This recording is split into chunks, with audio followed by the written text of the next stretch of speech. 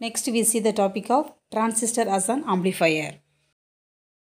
The major application of the transistor is a current amplifier. The transistor can be used to amplify the current changes because small change in the base current produces the larger change in the collector current. That means micro range current in the base, milli range current in the collector side. In general, we know transistor is operating in the region of active. In that region, it has the ability of amplify the weak signals. So first of all, we want to know what is the meaning of amplification. Amplification is the process of increasing the signal strength. That means increasing the amplitude. Okay, this is the amplification. So simply it is amplify the weak signal. If in need of large amplification, the transistors are cascaded with coupling elements like the resistor, capacitor and transformers, which is called as the multi-stage amplifiers. Okay, here now we are going to see the single stage. Here the amplification process is explained with the help of single stage transistor amplifier. In this single stage, the circuit consists of transistor with the resistor and capacitors.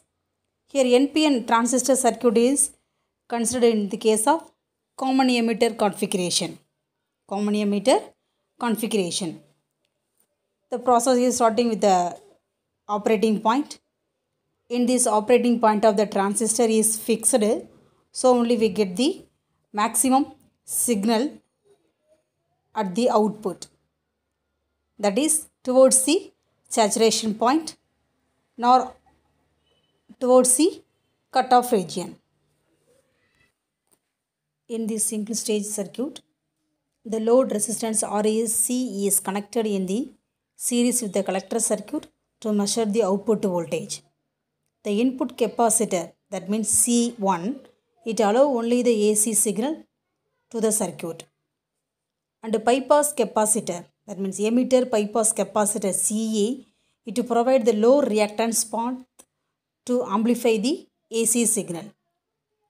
And the output capacitor Cout, it is used to couple the one stage amplifier to the another stage amplifier. That means output of the first stage is connected to the input of the second stage. This is the construction of the multi-stage amplifier. So, to couple the two stages, here we are using the output capacitor Cout. Okay, and V1, that is the input sinusoidal signal. It is applied to the across the base emitter junction, and amplified output signal is taken across the collector emitter junction. This is the input weak signal. This input weak signal is amplified by the using of transistor. Now we get a amplified signal. That means magnifying signal. This is the output amplified signal. This output amplified signal is taken across the collector emitter junction. Okay. So, collector current IC is equal to beta into IB.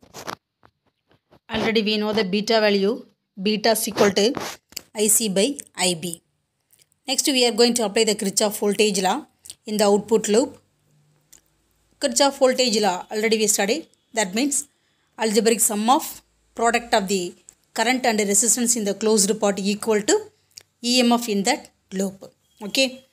So, voltage across the emitter, collector emitter is, junction is VC is equal to VCC minus ICRC. Here VCC is the applied voltage to the collector. ICRC is voltage drop across the that collector part.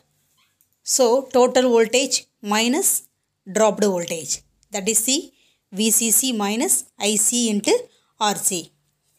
This output voltage VCE of the collector emitter junction.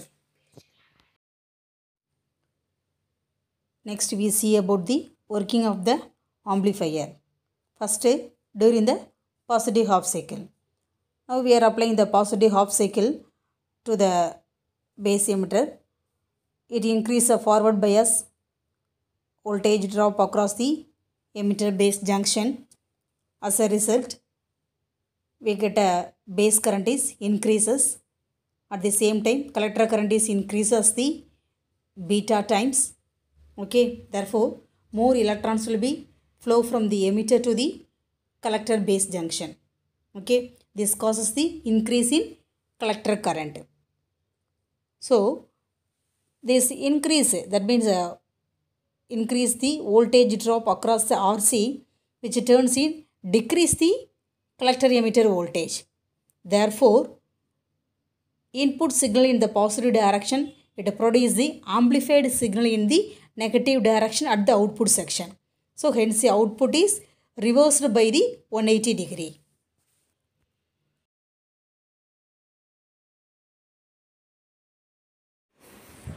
Next, negative half cycle. Now we are applying the negative half cycle as the input signal. It decreases the forward voltage across the emitter base junction. As a result, base current is decreases, in turn increase in the collector current. Therefore, decrease in the output voltage in the positive direction.